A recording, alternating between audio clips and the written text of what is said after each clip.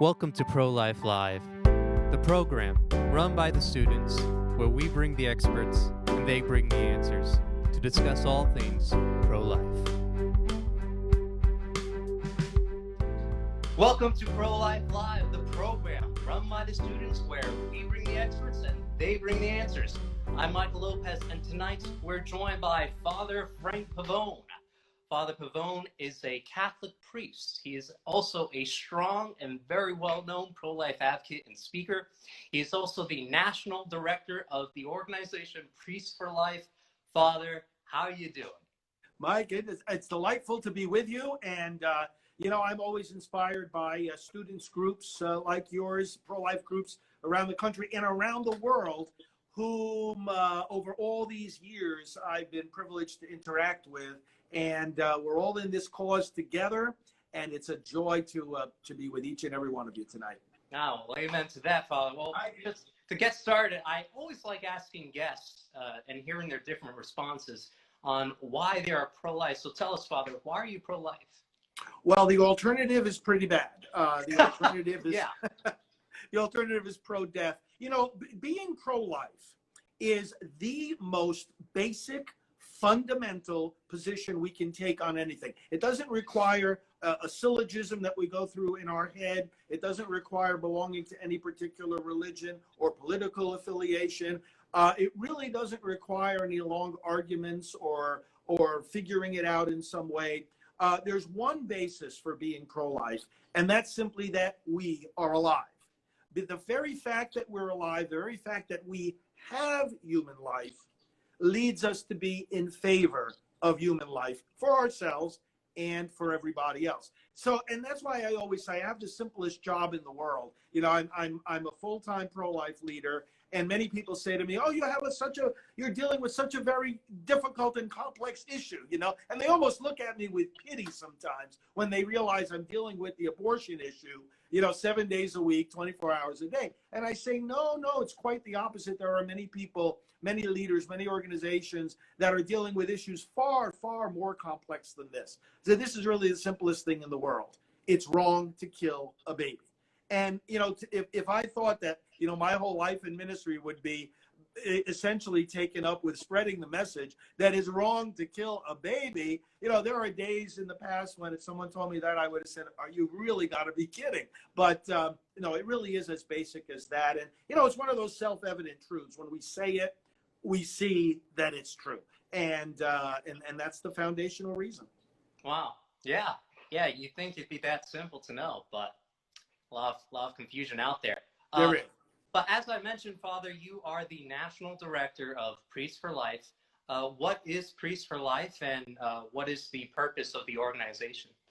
Well, we are Catholic priests, but the organization is not just for priests. Essentially, we want to help everybody in the nation and in the world who wants to bring an end to abortion. That summarizes our message. In fact, it's reflected in our main website domain, which is endabortion.us. So Priests for Life, it got started as an effort of priests helping other priests to speak about this, preach and teach about it, to counsel those that might be tempted to have abortions or those who have already done so. Because, the moms, the dads, the families in both of those circumstances need a lot of pastoral counseling and encouragement and help.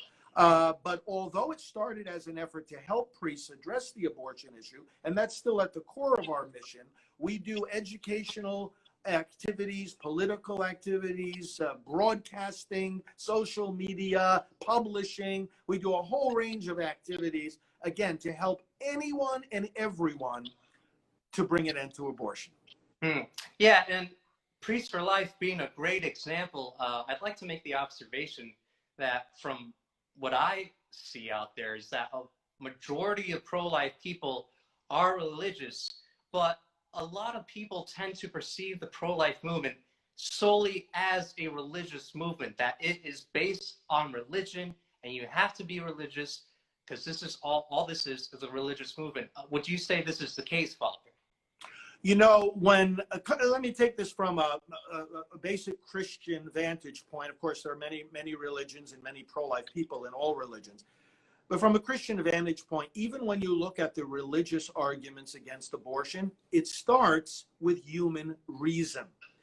Christianity, and of course my own faith, Catholicism, puts a very, very, very high value on the power of human reason. Even before you get to the question of whether God has revealed things to the human family, spoken in his word, the scriptures, or, appeared to the disciples after rising from the dead, all these things that we know of Jesus giving special knowledge to his followers that they could not get from reason alone. Putting that aside, our approach to abortion starts with human reason. Human reason alone, much along the lines of what we were just saying about why we should be pro-life. That is nothing more basic than that. Human reason alone tells us that it's wrong to kill an innocent person. Human reason alone tells us, furthermore, that the baby in the womb is one of us. And the arguments along the lines of reason and science for that have only gotten stronger as the years have gone on.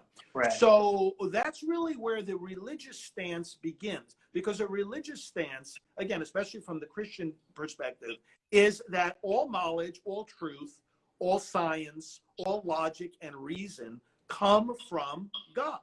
So God is the source of all the truth that we have, whether it's religious truth or scientific truth or philosophical truth. And therefore, a follower of God is going to listen to the voice of reason just as much as he or she listens to the voice of revelation and those supernatural dogmas, which come to us in a rather different way.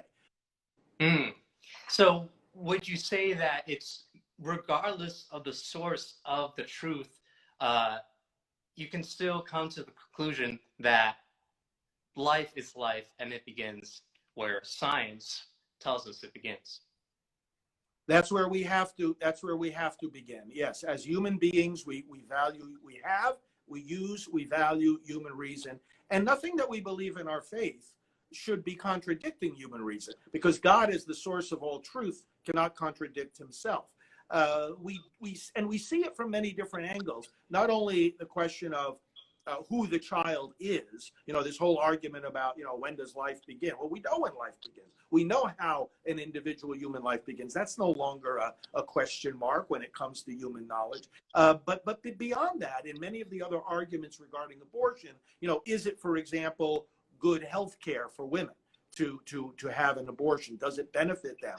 Well, no, it doesn't, and we have books this thick that are just bibliographies of research and evidence and studies that show the negative impact of abortion physiologically, psychologically, relationally, sociologically. The damage is so widespread that, again, just from the point of view of reason, you can counteract that argument, that not only the argument that this is not a human life in the womb, but the argument that somehow this is beneficial to women. No, it's not. Just look at the studies. Just do the research, and on we can go. About the many other aspects of abortion, whether philosophical, sociological, legal, and constitutional. Again, from reason alone, you can find an awful lot of reasons to be pro-life. Right. And now moving to the main topic of tonight. I understand there are all walks of life that are pro-life. You don't have to be religious. You don't have to be Christian to be pro-life. It's just knowing the truth.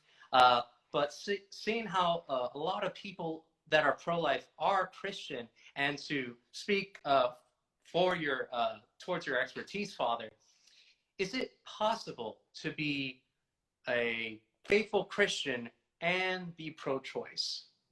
Well, let's examine this in detail. Mm-hmm. To be Christian is to say that, first of all, we believe in the commandments. There is a law of God. There is a morality that Jesus Christ taught. And central to that morality is that you don't kill. Right. You don't kill the innocent. You don't shed innocent blood. This comes from the lips of Jesus. This is built on the Old Testament scriptures. He renews that and extends it and brings it further. Also, as we've already briefly referred to, the Christian faith says that human life is so important to God that he jumped into it. he himself became human. So we have human life now being made by God, therefore it belongs to him, only he is Lord. And then, furthermore, he takes it to himself, so he divinizes it. Christianity believes that humanity has become a partaker in the nature of God himself, brought human life to the throne of God, has his plan for us to live forever with him as human beings, not as angels, but as human beings in body and soul. So we say in the creed, we believe in the resurrection of the body. So taking all this into account, one has to come to the conclusion that in the Christian teaching, and of course there are differences between the different denominations on some of the fine points of doctrine, but looking at Christianity as a whole, you have to conclude God really loves human life. And then to juxtapose that with the idea that, well, you know, sometimes it can be okay and it can even be pleasing to God to destroy that human life, to take a defenseless child and literally chop that child apart and throw him in the garbage.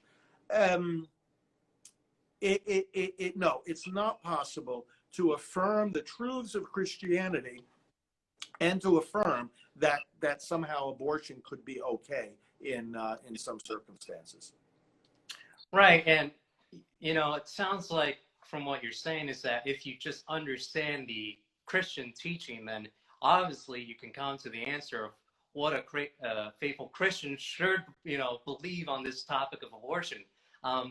But to specifically go narrower, as a Catholic priest, Father, is there specific teaching that, say, the Catholic Church specifically says about the topic of abortion? Yes. What the church does is it starts, as we were reflecting before, it starts with the science. And it says, you know, we look at what we have learned, especially in our day, when we know more about the unborn child than we've ever known in human history. We can visualize the child. We can treat the child. There's fetal surgery, fetal diagnosis, imagery that goes far beyond anything we've seen in human history. And then building on that, the moral precept that the Catholic Church teaches regarding abortion is simply this. You treat the child in the womb as a person. And it's an interesting way that it's phrased in the official documents of the church. It's a teaching more about, not so much about a philosophical affirmation of, you know, the soul. A lot of people think that, well, you know, the church is against abortion because the church says that, you know, the baby has a soul. Well, yeah, the baby has a soul.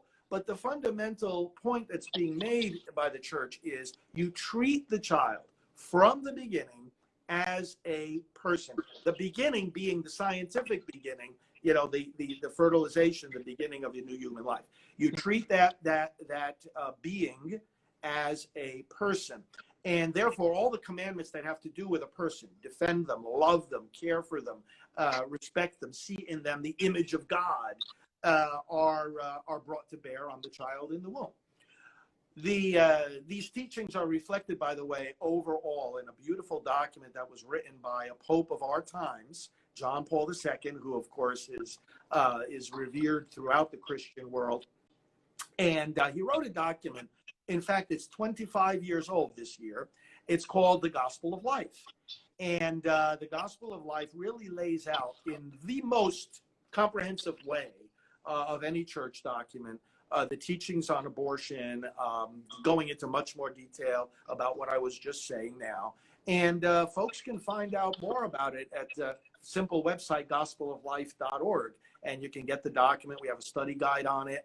But do you want to know Catholic teaching on abortion? You look at that document and you'll see it's not, you know, it's not a list of negatives and condemnations. You know, a lot of people think about when they hear the words church and abortion, you know, they start thinking about condemnation, negative, and it's so beautiful, so positive. It's so biblical. You know, again, our friends from other Christian denominations will love the way that the Gospel of Life lays this out.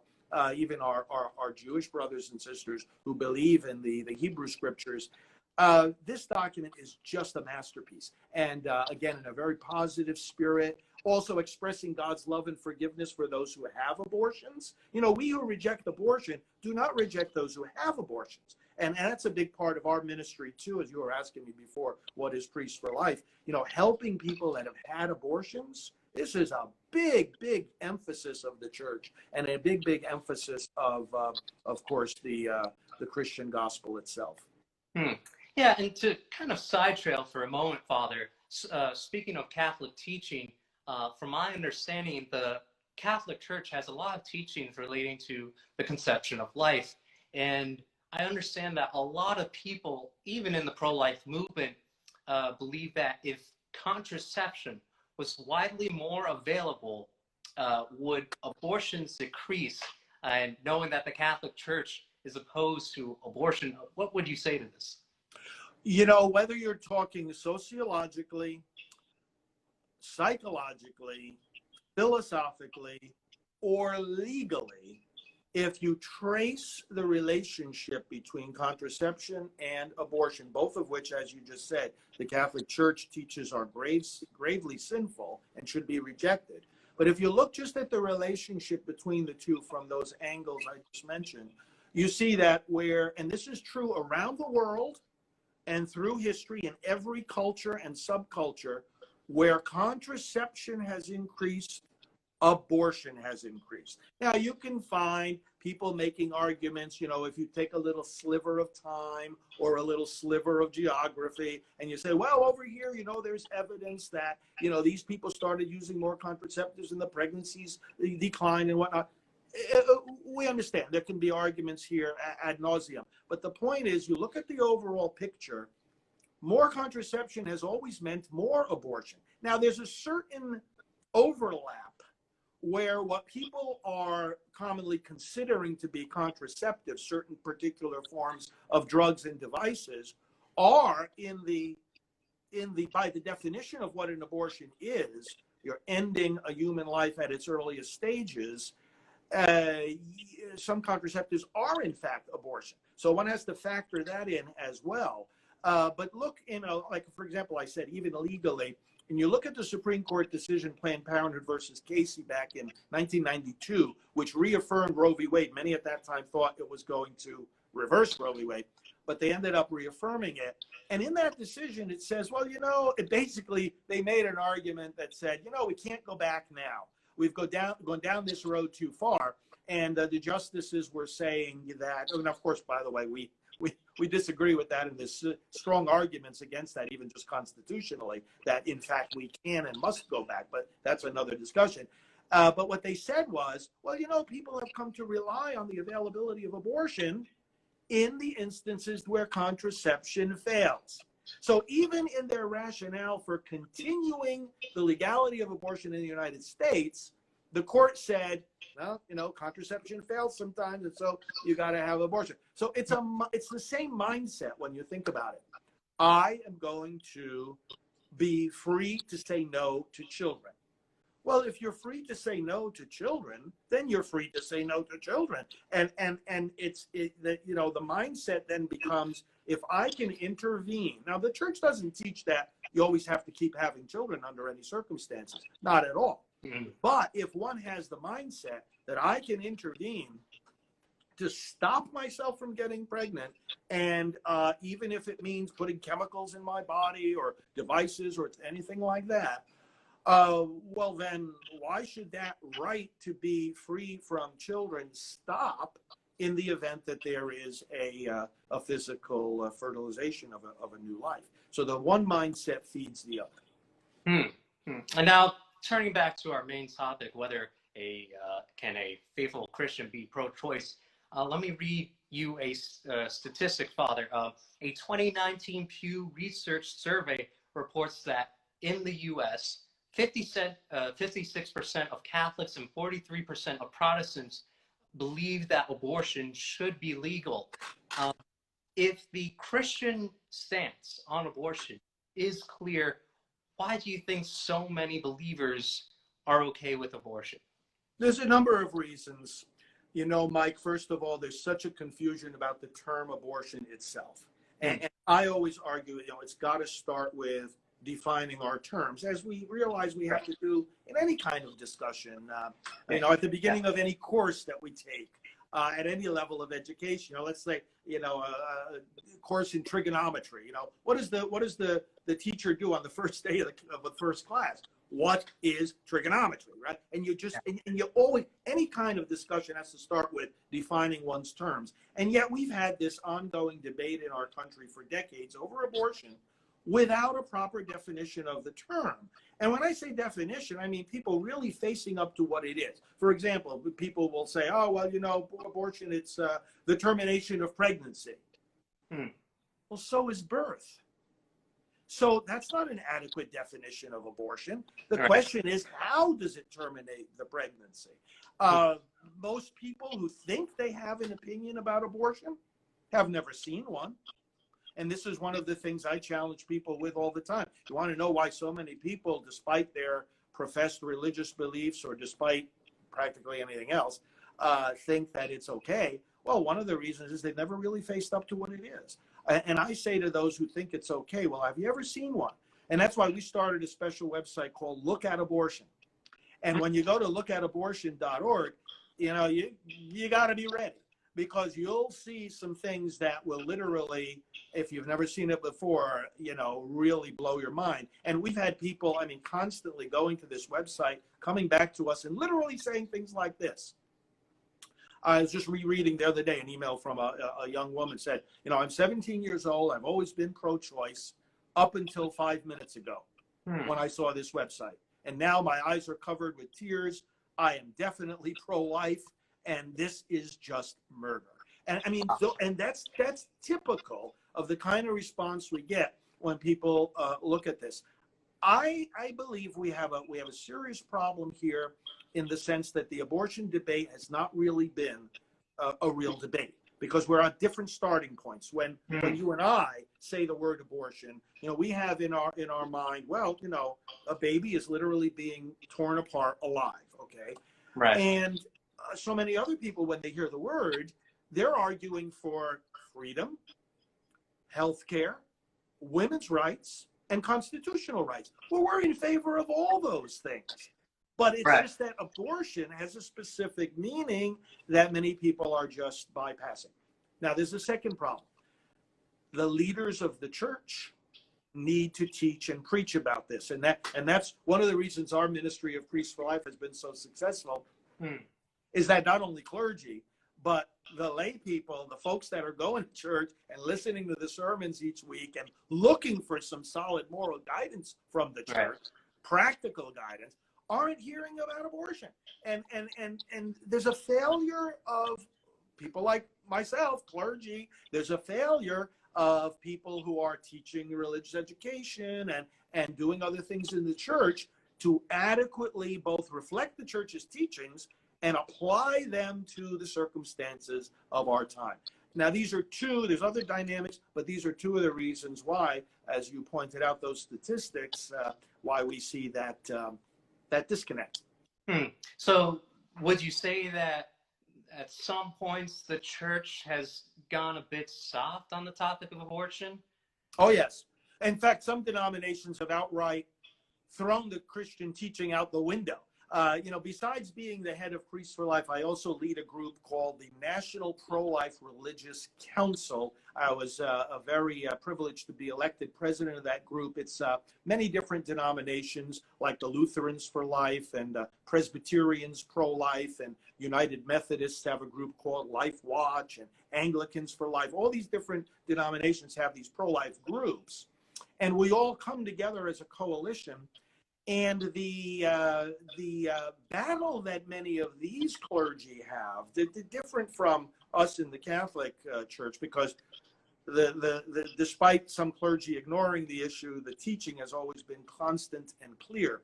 But some of these friends of mine in the clergy of other denominations face a battle whereby their denomination has literally abandoned the pro-life teaching of the historic Christian churches, and have said outright, oh, well, yeah, abortion sometimes is okay. In fact, some of these groups even have Bible studies for choice and blessings for couples going to get their abortions. And, so they've gone off the track altogether. And many of these folks that I just mentioned are working within these denominations to change that and bring them back to the historic biblical teaching about life. Now, when it comes to politicians per se, politicians like former Vice President Joe Biden and New York Governor Andrew Cuomo, who say they are faithful believers but support very pro-abortion platforms, does the church have any role when it comes to dealing with this kind of hypocrisy? Yes, and the bishops have spoken very clearly about this in, well, first of all, John Paul II, I mentioned earlier that document he wrote, The Gospel of Life, okay, and people can see it at gospeloflife.org. He said there, in terms of these politicians, that they contradict the very meaning of democracy. So when you have someone like Joe Biden saying, oh yeah, we're not gonna put any restriction on abortion. It's a woman's right. We're gonna defend it. I even want you to pay for it. He wants taxpayers to fund it. John Paul II said, you're undermining the very principles of democracy, because democracy is supposed to lead to everyone being treated equally and protected equally. Abortion does the opposite. He says it looks like democracy because, oh, there was a court decision, or, oh, there was a vote, in the legislature, and they allowed this. And, oh, John Paul says it looks all very nice, but it's contradicting the very principles on which democracy is based. He went further and he said it leads to a tyrant state. Now, those are strong words. But John Paul said, what is a tyranny in government? It's when the powerful oppress the weak, and even to the point of taking their lives. And they justify it because, the court said so, or the government said so. He said that's exactly what's going on with these nations that legalize abortion and these pro-abortion politicians. So we challenge people like Joe Biden and Andrew Cuomo not only to say that they're contradicting their Catholic faith, they're also contradicting the meaning of public service. You can't serve the public if you can't tell the difference between serving the public and killing the public. And this is where these men have gone astray. And Nancy Pelosi is another example. So it's really, really bad.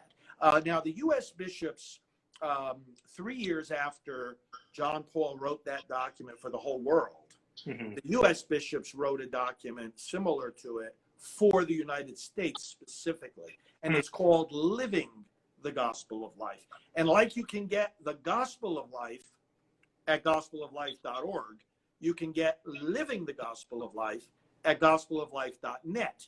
So we made them easily available. Well, what the U.S. bishops did was they said, look, let's apply these teachings that John Paul has articulated to the situation in the United States. And in that document, Living the Gospel of Life, the U.S. bishops speak directly to the public officials. They speak to the voters, but they speak directly to the public officials who claim to be Catholic, but who take a pro-choice, pro-abortion position. And they tell them, you're contradicting, I told them, like I just said, you're contradicting your faith, you're contradicting the meaning of public service, you're putting yourself in spiritual danger. And then they bring up another point, which is the church is very concerned about, which is scandal. And scandal means, you find it in the Bible, scandal means, you do something wrong and you give someone else the impression that what you're doing is right, and you therefore cause them to do something wrong. Not that they're not free, but you lead them down the wrong path. The power of bad example, just like there's the power of good example. And so scandal, the church is very concerned about, especially, someone like Joe Biden, Nancy Pelosi, some of these other folks, they're in very public, prominent, powerful positions. And so Catholics are, and they like to throw their Catholicism around. Oh, they like to wear the Catholic label, but not follow the Catholic teaching. And they'll say, oh, I believe in the teaching. No, you don't. Because the teaching, like we said before, has to do with how you treat the child in the womb, not just what you think about. The Catholic teaching is that you have to protect them. So when Biden comes along and says, oh, yeah, and Pelosi come along and say, oh, yeah, I believe in the teachings of my church, I say to them, no, you don't. You reject the teaching because the teaching says treat these children as persons. And when you put your pen to a piece of legislation, like Cuomo did in New York back at the beginning of 2019, that makes abortion even more accessible and more extreme, you are downright, you cannot be a more clear contradiction of the Catholic faith than that. Yeah, and would you say there's some sort of indifference in the church? I understand there's a very clear example of action that in some places that the church takes where in one state, Joe Biden's denied communion at a mass, and then you have in New York where people are calling, I think, the Cardinal Dolan to do something about Andrew Cuomo, to let Andrew Cuomo know that he's in a very bad state for signing very pro-abortion bills like he did, but doesn't really do anything. So would you say there's some sort of indifference? There are a few different dynamics going on here. Let's consider it this way. First, there's the teaching. Now, the teaching is very clear, as we've already explained about what the church says about abortion. Mm-hmm. And the teaching is very clear that it is inconsistent with the notion of receiving communion, for example, right, that one would be rejecting the unborn, just like it's inconsistent to receive communion and be fostering hatred in your heart for anybody. In fact, this is rooted in the scriptures. Jesus says when you're bringing your gift to the altar, if you recall that your brother has something against you, first leave your gift there, first go be reconciled with your brother, and then come and offer your gift. Now, that passage, a lot of people don't think about that passage when they talk about this topic of, these public officials wanting to receive communion or being excommunicated. Jesus himself lays the groundwork very clearly there. But communion means union. You want to be in union with God, therefore you have to be in union with all your brothers and sisters. And to believe in abortion, you are not in union with those that you're giving the green light to kill them. So it's pretty elementary. So dynamic number one is the teaching. It is inconsistent. And on this, the popes have spoken, the bishops have spoken. It is inconsistent to want to be in communion with the church and not be in communion with the unborn. Second point, though, is a question of discipline. And that's where in the governance of the church, the way the church works is that there are individual dioceses, many of them. We have 183 dioceses or so in the United States. Each of them is governed by its own bishop. And that bishop makes the decisions based on their circumstances as to what kind of disciplinary options they will use to enforce the church's teaching. And like in any other organization, they're going to have different ideas about how they should do it. They're going to be facing different circumstances. Some bishops don't have pro-abortion politicians in their diocese at all. Others have a whole lot of them. Others have them, but they're not prominent, and so on.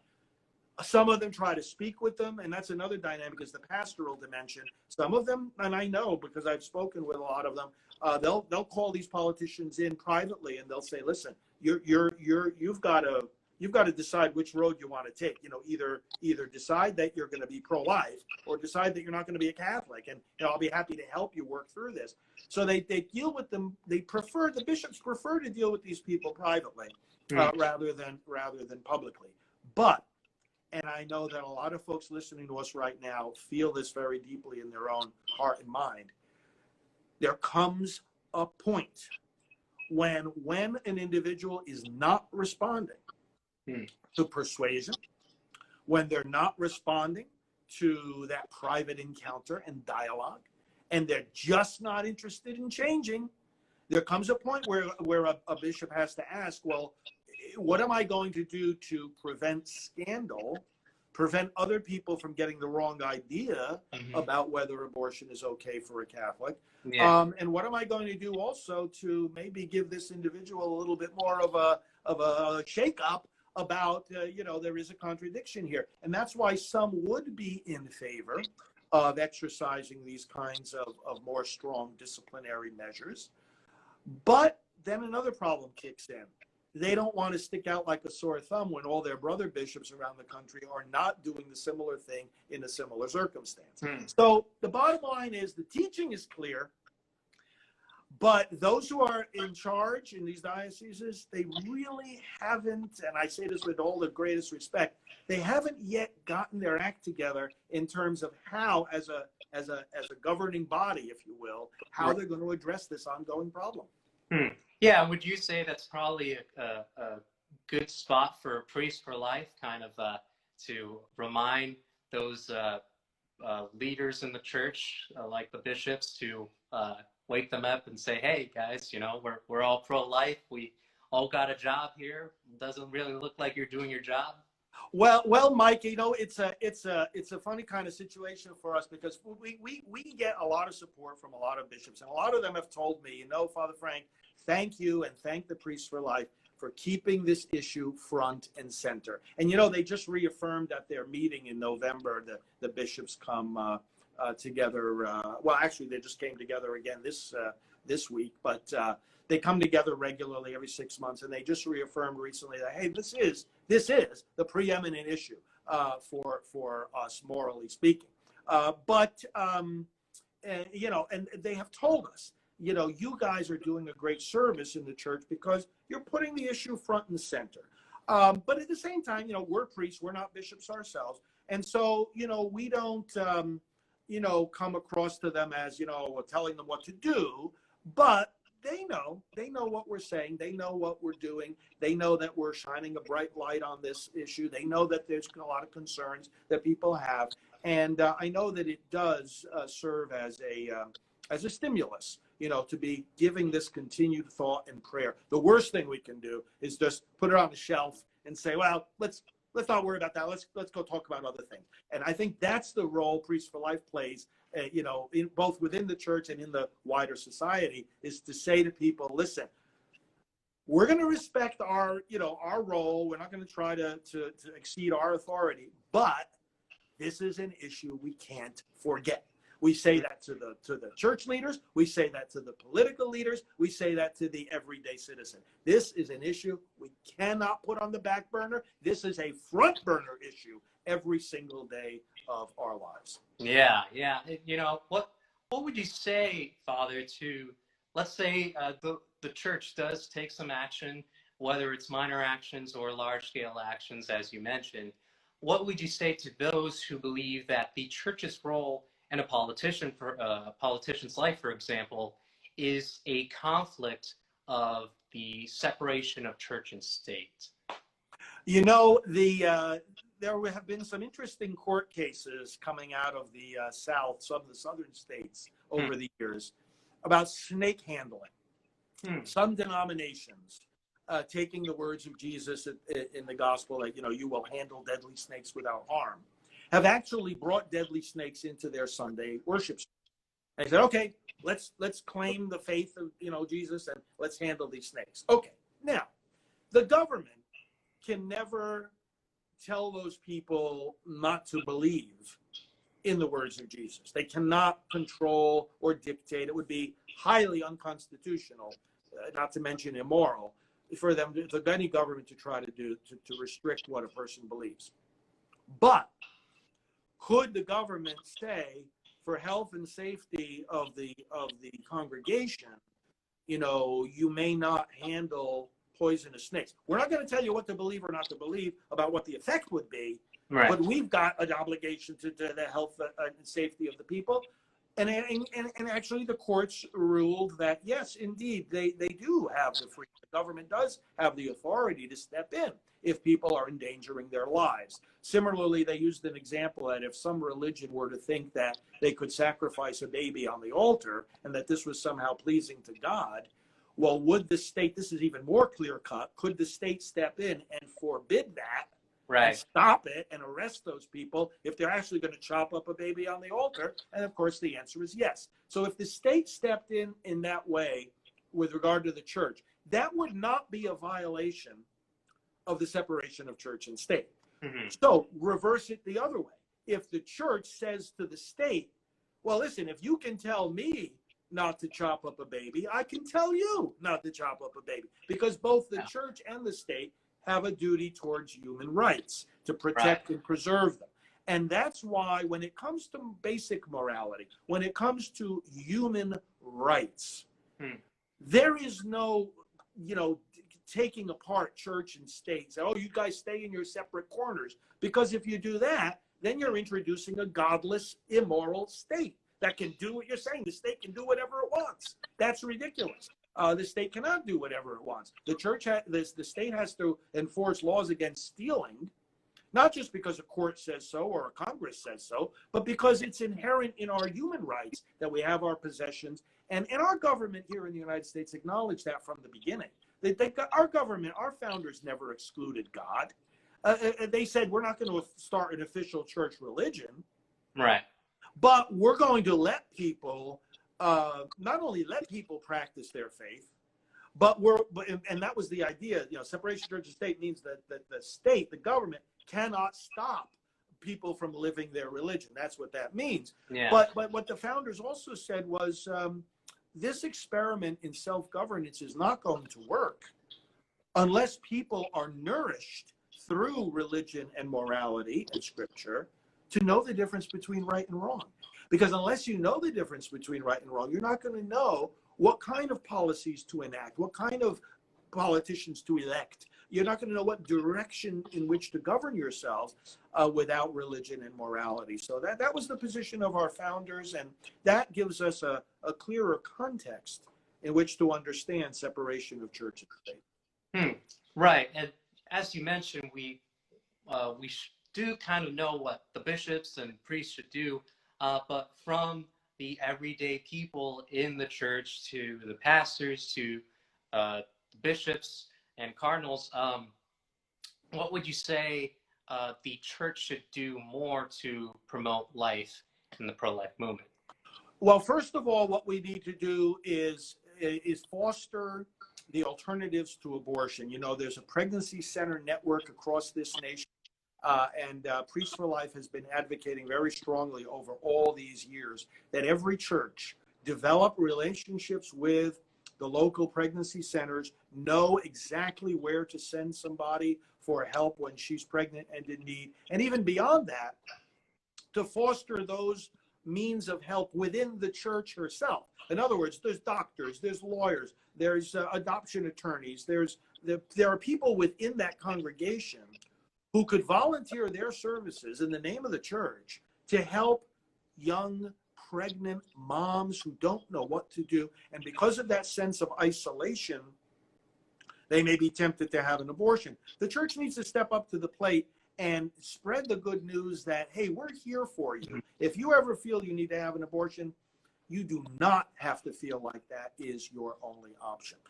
Secondly, the church needs to be ministering, and as I mentioned before, this is a big part of our work at Priests for Life, ministering to those that have had abortions. Because there's a lot of pain, a lot of grief, not only on the part of moms, but on the part of dads. A lot of fathers are suffering in silence because they participated in an abortion, or their child was aborted without them being able to stop it. Then we have grandparents also and friends. I mean, there's a lot of anguish and pain that follows abortion that the church needs to be attentive to, needs to be talking about, and needs to be bringing the healing and the peace. And we have a beautiful website, abortionforgiveness.com, that people can go to and find many, many healing ministries for dealing with this pain. And then the church has to be educating and preaching and teaching about this, and also active politically. We've just been through a very, very serious election. In fact, as of the time that we're talking now, it's not even fully resolved. Yeah. And the church needs to step up to the plate in that regard as well. Pro-abortion politicians, the rightness of their positions on these other issues renders suspect. John Paul used even stronger language. He said that their advocacy for human rights in other areas outside of the abortion issue is false and illusory. He said it's an illusion when when a politician says, "Oh, I'm in favor of health care for all." Oh, really? And what do you do to the health care of the baby that was just aborted because you said it was okay to abort them? What happens to the education of the children who are dismembered in the womb? How do you protect from terrorism the child who was just torn apart by the abortionists' forceps? So, false and illusory. Unless we are defending life at its most vulnerable stage, then in the realm of politics, it's better to keep quiet about pretending to protect life at other stages. So the church needs to step up to the plate.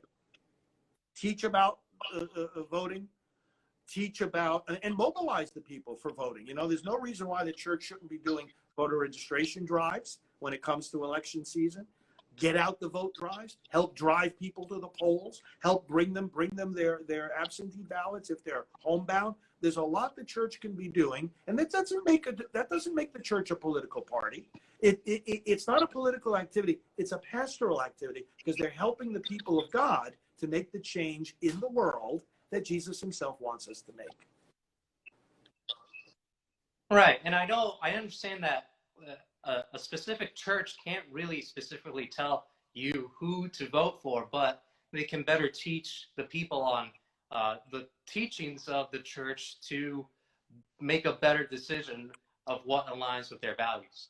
Well, and Mike, also one other thing, they have to teach them those values and those teachings, and they also have to provide some concrete information about what positions the candidates and the parties are taking on those issues, because many people do not know.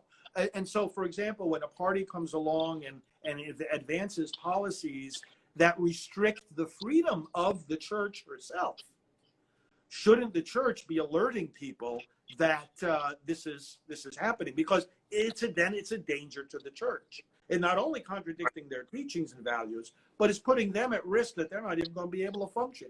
We here at Priests for Life, together with the Little Sisters of the Poor and Catholic University and many other groups, back in 2011, 2012, we had to initiate, federal lawsuits against the mandate that the Obama-Biden administration were imposing on us to offer abortion coverage in our healthcare plan. And we said, no. And we had to go all the way up to the Supreme Court. This is the freedom of the church at stake. So the church needs to be informing people of these positions that these parties and candidates are taking. Right.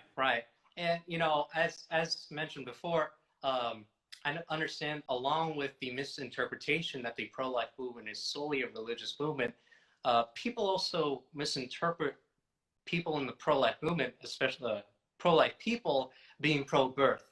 And I know you've given a lot of examples of people not being pro-birth, but also caring for the mother, the father, and the child once the child is born. And I know you run organizations like Rachel's Vineyard. Really quickly, Father, can you tell us what that organization is? That is the ministry, the largest ministry in the world to heal people after abortion. So it's based on the psychological research of Dr. Teresa Burke, and she's one of our full-time team members. And it's a retreat program based also on the scriptures and on the sacraments. And it heals tens of thousands of people every year from the wounds of abortion. Not only the moms, but as I mentioned before, the whole family. And it's a beautiful, beautiful retreat program. So that's a ministry of Priests for Life. I'm the pastoral director of that effort throughout the world. Oh, beautiful. And I assume they have a website and contact information that anyone... rachelsvineyard.org. Right. Cool. And Father, to a lot of students out there who are prone to discouragement, which then can lead to indifference, and perhaps there's some watching that are experiencing some discouragement right now, what can you say to those individuals and us students? There is tremendous progress being made. We are at a better point now than we've ever been before. Public opinion is more and more swayed in our direction. We see the political progress that has been made. Even the courts have been transformed under President Trump. And remember, at the moment that we're talking now, this presidential race is far, far from decided. But he has transformed the courts for generations to come and has done so in a pro-life direction. We've got more tools than ever before with the science and the research I referenced before. More people are on board with this movement, and nothing's going to stop it. There's nothing that the other side can do to stop the truth that we know supports our position, to stop the testimony, the voice of testimony of those that have known by painful experience that abortion is a dead end, to stop the voice of young people who know not only that abortion is wrong for a baby in the womb today, but who know that they are survivors. The sense of being a survivor. Hey, my life wasn't protected when I was in the womb. I was at risk, at least legally speaking. Not that my parents would have done it, but I wasn't protected. The fact of that awareness in the minds of so many young people is a big motivating factor for being involved in the movement. And just remember, the other side can do nothing to quash that motivation. Don't let them. Only we get to decide, how strong we're going to be and how focused we're going to be on bringing an end to this evil. Wow. Well, from that we say battle the cry of indifference. Father Pavone, Father Frank Pavone. You can find him on all social media platforms: Twitter, Instagram, Facebook, YouTube, and the Priest for Life organization. Father, thank you so much for joining us tonight. It was a pleasure to have you. Mike, it's been a real pleasure talking with you. God bless you and all of your fellow students and all those that are watching. And let's talk again. I'll be happy to do it again. Great. Thanks, Father.